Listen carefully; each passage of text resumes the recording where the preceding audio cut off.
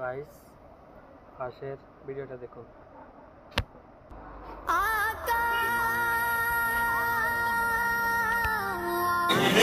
রাস্তা যত পার হবেন চিত্র পাল্টাবে, এটাই স্বাভাবিক। সব মানুষের জীবনে দুঃখ কষ্ট আছে, আপন আপন জায়গায় সবার দুঃখে কষ্টটাই ভারী, কিন্তু চরিত্র রংটা ভিন্ন। কারো কষ্ট এইদিকে, কারো কষ্ট ওইদিকে। মনে রাখবেন, এটা দুনিয়া, এটা জান্নাত নয়। এখানে সুখ পাওয়ার চিন্তা করাটাই বোকামি। কথা বলেন ঠিক কিনা? মুমিনদের জন্য সুখের বাড়ি জান্নাত। মুসলমানের আসল সুখের বাড়ি জান্নাত, দুনিয়াতে নয়। কারণ এই দুনিয়ার 12টা মাসের ভিতর একটা মাস হচ্ছে জিলহজ, আর একটা মাসের নাম মুহররম। খেয়াল করে দেখবেন, জিলহজ মাসও কোরবানি, মুহররম মাসও কোরবানি। আল্লাহ মাস শেষ করলা, বছর শেষ করলা কোরবানি দিয়ে, শুরু করলা কোরবানি দিয়ে। রব বলে, তোদেরকে মেসেজ দিলাম, মুসলমানরা যতদিন বেঁচে থাকবি কোরবানি করার নিয়তে, কোরবানি দেওয়ার নিয়তে বেঁচে থাকবি। মালিক বনার চেষ্টা করবি না, বাদশা বনার চেষ্টা করবি না, কোরবানি কর। আল্লাহ, কি কোরবানি করব তোমার খুশির জন্য? রব বলে যে, তোর হিংসাকে কোরবানি করে দে, তোর অহংকারকে কোরবানি করে দে, তোর লোভকে কোরবানি করে দে, তোর রাগকে কোরবানি করে দে, তোর আমিত্ব কোরবানি করে দে, তোর ভাই ভাইয়ের মধ্যে দ্বন্দ্ব যেটা আছে সেটা কোরবানি করে দে, অন্যের ক্ষতি করার চিন্তা কোরবানি করে দে, অন্যের মুখের মধ্যে হাসি কেড়ে নেওয়া ইচ্ছাটা কোরবানি করে দে। বান্দারে, তুই সব কোরবানি কর আমার নামে, আমি আল্লাহ তোকে জান্নাত একটা ঘরের ব্যবস্থা করে দেব। সেজন্য মাথায় রাখবেন, এখানে ছাড় দেন, ওখানে নিয়ে নেন। আল্লাহ এবং রসুল কারো কোনো কিছুই বাকি রাখে না। আপনি এখন একবার দরুদ শরীফ পড়বেন, আপনার দরুদ শরীফ পড়ার শেষ হওয়ার আগেই হাদিস মোতাবেক আল্লাহ তাআলা আপনাকে 10টা 3 10 30টা রহমত দান করে দিবেন। আপনি একবার বলবেন আল্লাহ আযকুরুকুম, আল্লাহ উত্তর দিয়ে দিবে আল্লাহ শান অনুযায়ী। আল্লাহ কারো কোনো কিছু বাকি রাখে না। কোরআন বলছে, মান জাআ বিল হাসানাতে ফালাহু আশরু আমসালিহা। দুনিয়ার ইকোনমিক্স বলে 10 টাকা থেকে যদি 5 টাকা দাও, তোমার মাইনাসের খাতায় জমা হবে 5 টাকা থাকবে। কিন্তু তুমি যখন রবের নামে দিবা, রবকে খুশি করার জন্য, যেখানেই দাও, মসজিদে দাও, মাজারে দাও, আত্মীয়কে দাও, গরিবকে দাও, দাও দাও, যেখানে দাও, যাই দিবা তার 10 গুণ আল্লাহ তোমাকে দিবেই ফেরত, দিবেই ফেরত, দিবেই ফেরত। আল্লাহ কারো কোনো কিছু বাকি রাখে? বলেন, আল্লাহ কারো কোনো কিছু বাকি রাখে? এই মসজিদের শুরু থেকে আজ পর্যন্ত যারা সম্পৃক্ত ছিল, প্রকাশ্যে গোপনে, কাছ থেকে দূর থেকে, যে যেভাবে সম্পৃক্ত ছিল, মাটির উপর থাক আর মাটির নিচে থাক, আল্লাহ তাআলা তাদের প্রাপ্যটা পৌঁছায় দিচ্ছেন, টাইমে টাইমে পৌঁছায় দিচ্ছেন, টাইমে টাইমে পৌঁছায় দিচ্ছেন। আজকে আপনি এখানে বসে এই জিকির করলেন একবার, আল্লাহ আপনার আমলনামায় যতটুকু সওয়াব হয়েছে, এই জিকির করার পরিবেশ যারা করে দিয়েছেন, তারা মাটির নিচে আছে, তাদের কাছে সওয়াব পৌঁছায় যাচ্ছে। এবার ফেরেশতা যখন সওয়াব নিয়ে যাচ্ছে, ওই ব্যক্তি জিজ্ঞেস করছে ফেরেশতাকে, এইগুলা কি?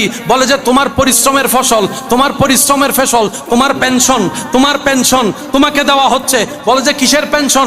সরকারি চাকরির পেনশন তো আমি পাইলাম না, আমার ছেলে মেয়ে নিয়ে ফেলছে, এটা আবার কোন পেনশন? ফেরেশতা বলে, তুমি তোমার রবের জন্য যা করেছো, তোমার আল্লাহর জন্য যা করেছো, তোমার আল্লাহর জন্য যা করেছো, 10 গুণ বেশি করে করে দেওয়া হচ্ছে, 10 গুণ বেশি বেশি করে দেওয়া হচ্ছে।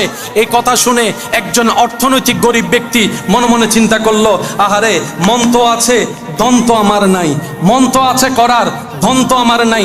এত বড় মসজিদে কেউ লাইট দিয়েছে, কেউ ঝাড় দিয়েছে, কেউ ফ্যান দিয়েছে, কেউ সিমেন্ট দিয়েছে, কেউ রড দিয়েছে, আল্লাহ আমার তো তৌফিক নাই, মনটা তো আছে, মনটা তো আছে। এই চিন্তা করে করে নিজের হালাল ইনকাম থেকে 2টা টাকার ফাটাসির একটা নোট এনে হুজুরকে দিয়েছে। উনি মনে মনে চিন্তা করছে, এই 2 নোটের জন্য কেউ আমাকে বাবা দিবে না, তকবীর দিবে না, স্লোগান দিবে না, আমি জানি। তারপর আল্লাহ আমার থেকে নাই, মোর যতটুক আছে, তৌফিক আছে, 2 টাকা দিয়েছি, আল্লাহ তোমার রাস্তায় দিয়েছি, তোমার জন্য দিয়েছি, তোমার রাস্তায় দিয়েছি, তোমার জন্য দিয়েছি। উনিও কবরে যাওয়ার পরে দেখেছে 10 গুণ। উনি বলে, ফেরেশতা এগুলা কি? কয়, তোমার পেনশন। তো দিছি তো 2 টাকা,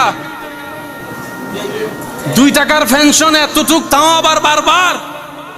ফজরে যখন পৌঁছায় যাচ্ছে, জোহরেরটা পৌঁছায় যাচ্ছে, আসরেরটা পৌঁছায় যাচ্ছে, মাগরিব এশা পৌঁছায় যাচ্ছে, মাহফিলেরটা পৌঁছায় যাচ্ছে, জুমারটা পৌঁছায় যাচ্ছে, আগন্তুক ব্যক্তি এসে নামাজ পড়ছে, সেটাও পৌঁছায় যাচ্ছে। কিয়ামত পর্যন্ত শুধু পৌঁছাতেই আছে, পৌঁছাতেই আছে, পৌঁছাতে আছে। 2 টাকা, 2 টাকা, 2 টাকা। এবার সে বলে, ও ফেরেশতা, 2 টাকার দাম তো কোথাও নাই। ফেরেশতা বলে, ওরে আশিক, এটাই তো বুঝতে হবে, যেটার দাম দুনিয়াতে নাই সেটার দাম তোর রবের কাছে আছে, যদি দিল থেকে রবের জন্য করতে পারিস। ইমানদার ভাইয়েরা, সবকিছু কার খুশির জন্য? এবার আমি আপনাদেরকে প্রশ্ন করবো, আপনারা যার যেটা মন চায় সেটা উত্তর দিবেন। একজনে 10 লাখ টাকা দিয়েছে মসজিদে, মনে মনে নিয়ত হচ্ছে আমি দেওয়ার পরে সবাই আমার নামটা শুনবে, আমাকে দানবীর বলবে, একদল। আরেকজনে বলে যে আমি 2 টাকা দিয়েছি আল্লাহর খুশির জন্য। আপনি যে রবকে বিশ্বাস করেন, আপনার রব সম্পর্কে আপনি বলেন, আপনার রবের কাছে পছন্দ কোনটা, 10 লাখ নাকি 2? আরো জোরে। বাস এই অঙ্কটা বুঝতে পারলেই যথেষ্ট। আল্লাহ পাক বলে যে আমি সংখ্যা দেখি না। আরো জোরে, আরো জোরে। সেজন্য যখনই এখানে আসবেন, এখানে ঢুকার সময় একটা দোয়া পড়েন না? পড়েন না? পড়েন না? বিসমিল্লাহি ওয়াসসালাতু ওয়াসসালামু আলা রাসূলিল্লাহ, আল্লাহুম্মা ফতাহলি আবওয়াবা। বেগুনি মিলি হন আই কেন উনতাম সাইর। বিসমিল্লাহি ওয়াসসালাতু ওয়াসসালামু আলা রাসূলিল্লাহ, আল্লাহুম্মা। 5 মিনিট, 10 মিনিট, 20 মিনিট যতন বসুন যাইবেগুর সময় আবার আরো দোয়া পড়ুন। বড় বড় করে আল্লাহুম্মা। হনদিন ভাবি চাইন না ডুকনের দোয়া এক দইলে, বাইরে বার দোয়া আরেক দইলে কা। আর জীবন গিয়ে কিন্তু মানুষের দোস্ত হইতে দোয়াইতে ও মাথা না বাজে। ওই 60 দিন 40 দিন ভাতিয়া করে দে মেজবাইন হাই হাই দাঁত খুলে গোস্ত লবণ কেন হামই আসে না ইলে হিংগস্ত রাইন দিতে না ফেয়াল আরোগ্য দিলে কি হইতো? আছে না? আছে না? ই তো আবার জান্নাত তো আত্ম ইতো কি তো আত্মা হারা নারা জান্নাত আসলে কি হারা হয় এনে নুসিনি আর হতা কি বুঝু তাই না ভাই? আর হিসাব ক্লিয়ার বাজি গাইল দগো আর যা দগো আর বন্নাম যা মন চাই তা করো আর পিছুদি যত ডইলে গুতাইবার গুতো। তবে আর একখান দাবি আছে, তুই যদি জান্নাত জ আরে ফেলা যেতে তো না আরো লই জম পড়িব। আর হিসাব দিলে তুই আরে গাইল দগো আর যা করো গো বাজি, আল্লাহ যদি তোমার জান্নাত দে শর্ত আনলো ওয়াদা করিবে আরে ফেলাই তুই জান্নাত যাইতে তো না। কারণ তোমার উজিলে যদি জান্নাত পাই তুই আরে গাইল দিলেও কি গাইলিবে তার ফুলুর মালাও কি? যে গরু দুধ দেয়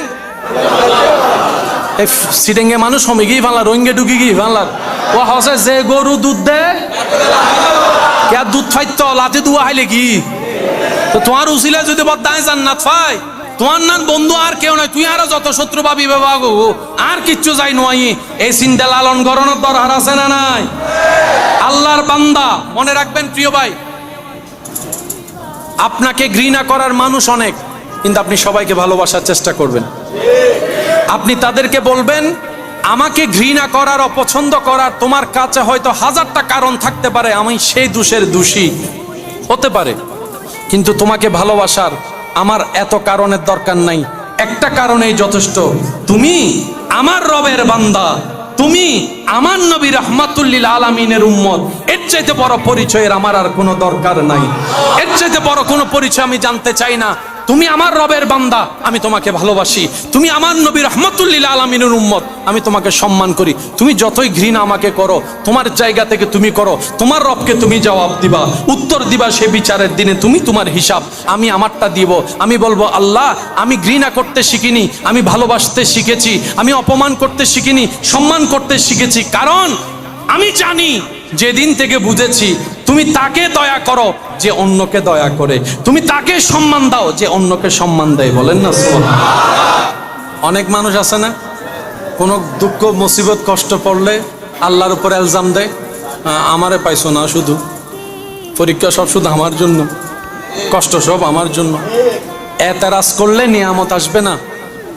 গোলামের কাজ গোলামি করা, মালিককে, রবকে, খালিককে, রাজ্জাককে, রহমানকে, রহিমকে, আজিজকে, রউফকে, মালিককে, মালিকের যা ইচ্ছা তা করবে।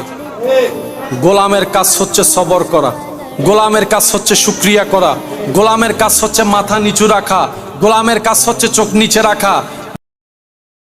ভিডিওটা দেখে যদি ভালো লাগে তাহলে লাইক, সাবস্ক্রাইব, ফলো করে দিন। ধন্যবাদ সবাইকে।